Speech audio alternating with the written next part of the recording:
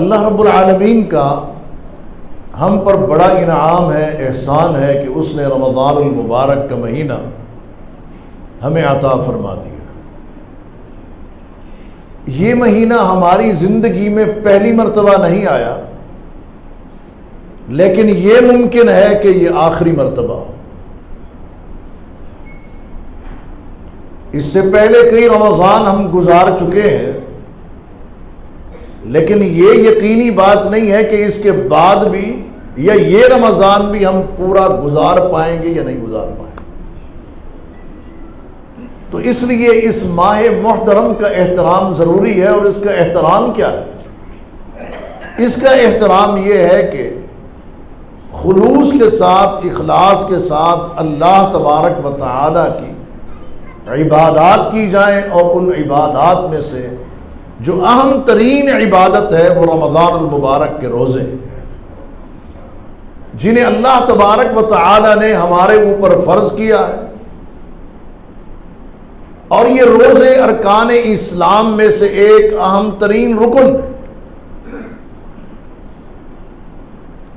اللہ تبارک و تعالی نے یہ روزے ہماری تربیت کے لیے، اصلاح کے لیے، سیرت کو سنوارنے کے لیے، متقی و پرہیزگار بنانے کے لیے اللہ تبارک و تعالی نے یہ روزے ہم پر فرض فرمائے ہیں، کسی معاشی قلت کی وجہ سے فرض نہیں کیے۔ قلت ہمارے اندر ہے وہ نیکیوں کی ہے، قلت ہمارے اندر ہے وہ تقوی کی ہے، قلت ہمارے اندر ہے وہ پرہیزگاری کی ہے، قلت ہمارے اندر پائی جاتی ہے۔ اور وہ قلت کس چیز کی ہے؟ غریب پروری کی قلت ہے، ہمدردی کی قلت ہے، جذبہ ایثار و قربانی کی قلت ہے۔ اور اس قلت کو اللہ تبارک و تعالی دور کرنا چاہتے ہیں، اللہ نے ہمارے اوپر روزے فرض کیے۔ اور یہ روزے بھی کوئی لمبی چوڑی مدت کے لیے فرض نہیں کیے، ایام معدودات، گنتی کے چند دن ہیں۔ اب جب یہ روزے ہمارے اوپر فرض ہیں تو ہم نے یہ روزے رکھنے، یہ ہماری ذمہ داری۔ لیکن صورتحال یہ ہے کہ نوجوان بھاگتا ہے روزوں سے۔ یہ جو بزرگ بیٹھے ہیں نا، 60 برس، 65 برس، 70 برس کے، ان کے اندر پھر بھی حوصلہ اور ہمت موجود ہے، لیکن نوجوانوں کی صورتحال کیا ہے؟ اگر ایک جناب یہ ڈائٹنگ پلان ہے، آپ نے اس کے مطابق چلنا ہے، اگر وہ کہے کہ آپ نے 15 گھنٹے بھوکا اور پیاسا رہنا ہے تو ہم رہ لیتے ہیں، عرش والا رب کہتا ہے رہنا ہے تو ہم نہیں رہتے۔ پتہ نہیں یہ طے کر رکھا ہے کہ دنیا میں سے ہر ایک کی ماننی ہے، حکیم صاحب کہہ دیں ان کی ماننی ہے۔ اگر میں کسی کلب میں جاتا ہوں، جم میں جاتا ہوں، جم والے کہہ دیں جناب کہ آپ نے یہ کھانا ہے اور یہ نہیں کھانا، تو ہم ان کی ہدایات کے مطابق چلتے ہیں۔ ہمارا ڈاکٹر ہمیں ڈائٹ پلان دے دے تو ہم اس کے مطابق چلتے ہیں۔ جس رب نے یہ جسم بنایا ہے اس رب کے فرامین کے مطابق کیوں نہیں چلتے؟ اس میں ہمیں کیا پرابلم ہے؟ لمحہ فکریہ یہ، میرے محترم بھائیوں اور نوجوان ساتھیوں، یہ جو اس وقت دور گزر رہا ہے، بے راہروی کا دور، فحاشی کا دور، عریانی کا دور، طوفان بدتمیزی ہے، بے پردگی ہے، عورتیں بے حجاب اور بے نقاب ہیں، اور نوجوان بے لگام ہیں، چاروں اطراف سے حملے ہیں، تو ان حملوں سے بچاؤ کیسے ممکن ہے؟ اللہ کے نبی محمد الرسول اللہ صلی اللہ علیہ وسلم نے فرمایا، یا معاشر الشباب من استطاع منکم الباء فلیتزوج، نوجوانوں کی جماعت، تم میں سے جو بھی بیاہ کی، نکاح کی، شادی کی طاقت رکھتا ہے وہ شادی کرے۔ فإنہ اغض للبصر واحسن للفرج، اس سے آنکھ نیچے رہتی ہے، شرم والے حصے کی حفاظت رہتی ہے۔ ومن لم یستطع، اور جو اس کی طاقت نہیں رکھتا اسے کیا کرنا چاہیے کہ جوانی کو تو کنٹرول میں رکھنا ہے، بے راہروی سے بچنا ہے، نظر کے زنا سے بچنا ہے، شرمگاہ کے زنا سے بچنا ہے، تو پھر کیا کرنا چاہیے؟ کاف علیہ بالصوم، اس کے اوپر روزے ہیں، پھر وہ روزے رکھے۔ روزہ کیا ہے؟ کہا فَإِنَّهُ لَهُ وِجَاءٌ، یہ روزہ اس کے لیے ڈھال ہے۔ آنکھ کا تحفظ روزہ کرتا ہے، شرمگاہ کی حفاظت روزہ کرتا ہے، کانوں کی حفاظت روزہ کرتا ہے، یہاں تک کہ زبان کی حفاظت روزہ کرتا ہے۔ جب انسان روزے سے ہوتا ہے، نہ کانوں سے غلط سنتا ہے، نہ زبان سے غلط بولتا ہے، نہ آنکھ سے غلط دیکھتا ہے، اس کو پتا ہے میں روزے سے۔ تو یہ ڈھال ہے، یہ ہے روزے کا بہت بڑا فائدہ۔ اور یہ جو معاشرہ جس میں اس وقت ہم زندگی گزار رہے ہیں، آنے والے دنوں میں کیا صورتحال ہوگی ہماری معاشرتی، یہ تو اللہ ہی بہتر جانتا ہے، لیکن دیکھی تو اب بھی نہیں جاتی۔ تو ہم نے اگر اپنے کردار کا، سیرت کا، اخلاق کا، عزت کا، آبرو کا تحفظ کرنا ہے تو وہ روزے سے ہوگا۔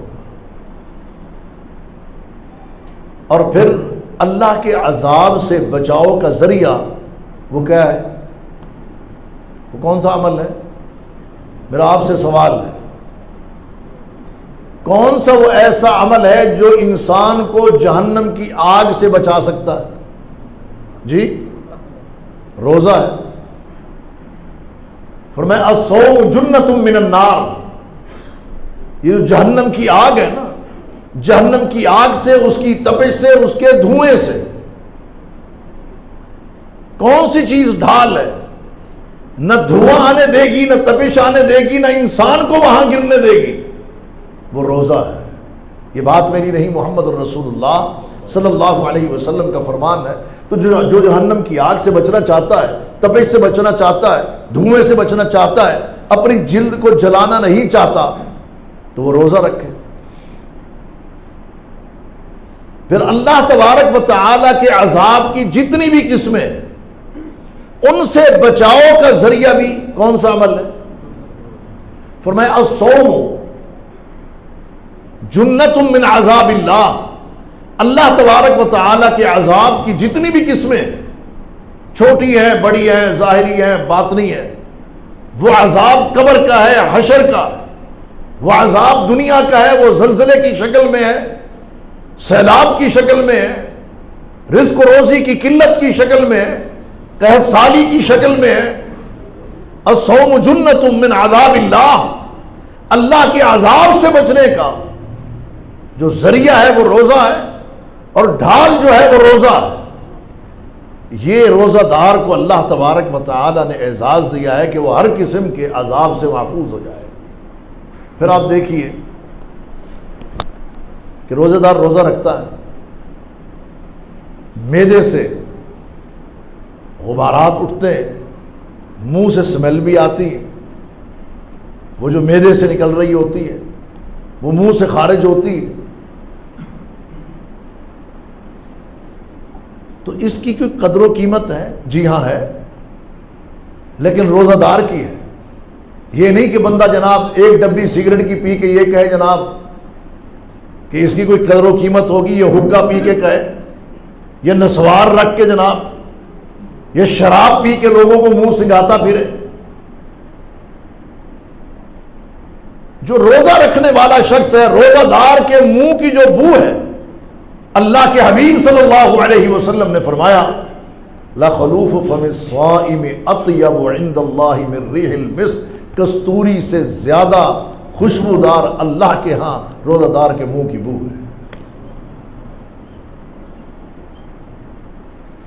یہ روزہ دار کے لیے اعزاز ہے۔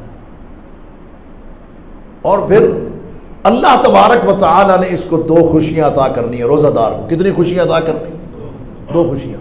للصائم فرحتان یفرحون، روزہ دار کے لیے دو خوشیاں۔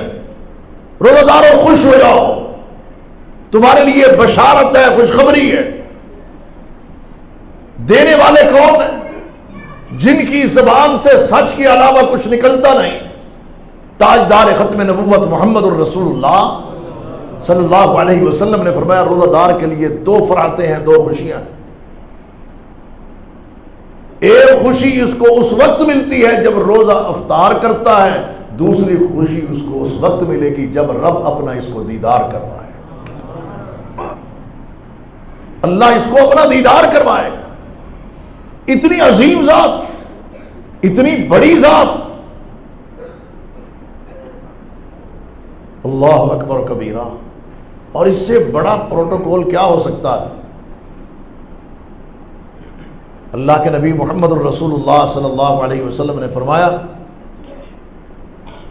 یقول اللہ عز وجل، اللہ رب العالمین خود فرماتے ہیں کہ الصوم لی وانا اجزی بہ. بندہ روزہ کس کے لیے رکھتا ہے؟ دیکھیں روزے کا مطلب کیا؟ رک جانا. الامساک، رک جانا ہے. عن الاکل والشرب والجماع وسائر المفطرات. کس چیز سے؟ کھانے سے رکنا ہے، پینے سے رکنا ہے. اذان مغرب سے پہلے، غروب آفتاب سے پہلے ہم نہ کچھ کھا سکتے تھے نہ پی سکتے تھے. چند لمحے بھی پہلے ہمارے برادر عزیز محترم عبدالغفار بھٹی صاحب افطاری کا اہتمام کیا، ان کے ہاں بیٹھے تھے. ٹائم نہیں ہوا تھا تو جو کچھ سامنے پڑا تھا نہ پی سکتے تھے نہ کھا سکتے تھے. کیوں؟ الامساک، سٹاپ، رکنا. کس چیز سے؟ کھانے اور پینے سے. شادی شدہ ہیں تو ازدواجی تعلقات سے. بھائی کیا زمزم حلال نہیں؟ حلال ہے. دودھ حلال نہیں؟ حلال ہے. مٹن حلال نہیں؟ حلال ہے. لیکن پھر کیوں روک رہے ہو؟ ہم نہیں روک رہے، وہ روک رہا. کون؟ اللہ. کون؟ اللہ جو ہمارا خالق ہے، ہمارا مالک ہے، ہمارا رب ہے، ہمیں پالنے والا ہے، ہمیں رزق و روزی دینے والا ہے. اس نے روکا. ازدواجی تعلقات سے رکنا ہے. بھئی میری تو وہ بیوی ہے، بیوی تیری ہے لیکن رمضان کے اندر تو اس سے تعلقات قائم نہیں کر سکتے. کہتے ہیں میرے تو اعلانیہ نکاح ہوا تھا، گواہ موجود ہے، اکمال مقرر ہے، اسی عورت سے میرے 4 بچے ہیں. بھئی ساری باتیں ٹھیک ہیں لیکن یہ بات یاد رکھیے کہ آپ اس کے ساتھ ازدواجی تعلقات قائم نہیں کر سکتے. روکنے والا کون ہے؟ اور یہ کام کب کرنا ہے؟ من طلوع الفجر الثانی الی غروب الشمس. طلوع فجر سے لے کے غروب آفتاب تک روزے کی نیت سے. کیوں؟ تقربا الی اللہ عز وجل، اللہ کا قرب حاصل کرنے کے لیے. اللہ کا قرب حاصل کرنے کے لیے. جس رب کا قرب حاصل کرنے کے لیے ہم روزہ رکھتے ہیں وہی رب کہتا ہے الصوم لی وانا اجزی بہ. بندہ جب رکھتا میرے لیے میں جتنا چاہوں گا اجر و ثواب عطا کروں گا. اللہ تو کتنا عطا کرے گا؟ کوئی وزن، کوئی ویٹ، کوئی لیمٹ، کوئی حد، کوئی حجم، کوئی چیز نہیں. اللہ تو کتنا عطا کرے گا؟ جتنی اس کی شان و عظمت ہے وہ اتنا ہی عطا فرمائے.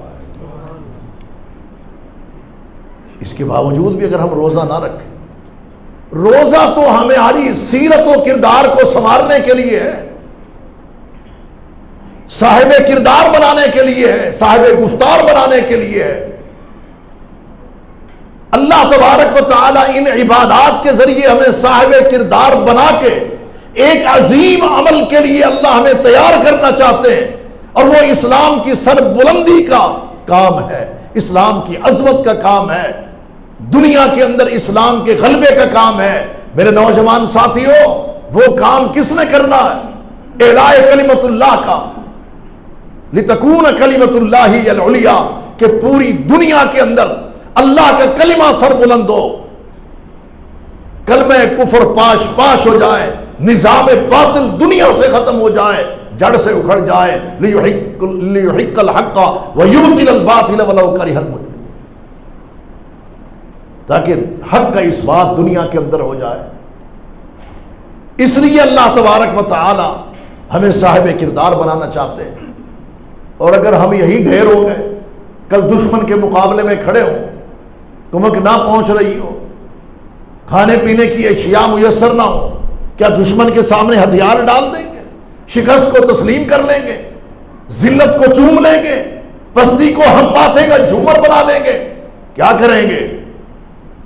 جن کی پریکٹس ہوگی وہ صبر و ثبات کا مظاہرہ کریں گے. تو اللہ ہم سے عظمت والا بڑا کام، اعلاء کلمت اللہ کا، غلبہ اسلام کا، اللہ ہم سے کام لینا چاہتا ہے. اور دعا بھی کیا کریں کہ یا اللہ تو ہم سے کام لے. اس نے لینا تو ہے کسی نہ کسی سے. اور دین کو اللہ نے دنیا میں غالب کرنا ہے. اللہ کے حبیب محمد الرسول اللہ صلی اللہ علیہ وسلم نے فرمایا سیبلغ ھذا الدین ما بلغ اللیل والنہار، جہاں جہاں تک رات کے اندھیرے اور دن کے اجالے پہنچتے ہیں وہاں وہاں تک دین محمد پہنچ کے رہے گا۔ یہود و نصارہ اور ہندو، ملحد اور کافر، بدھ مت اور مجوسی، کائنات کے سارے کافر ایڑی چوٹی کا زور لگا لیں کہ اسلام کو پنپنے نہیں دینا، اسلام کو آگے بڑھنے نہیں دینا، اسلام کو غالب ہونے نہیں دینا۔ یہ اسلام دنیا میں آیا ہی غلبے کے لیے ہے اور انشاءاللہ غالب ہو کے رہے۔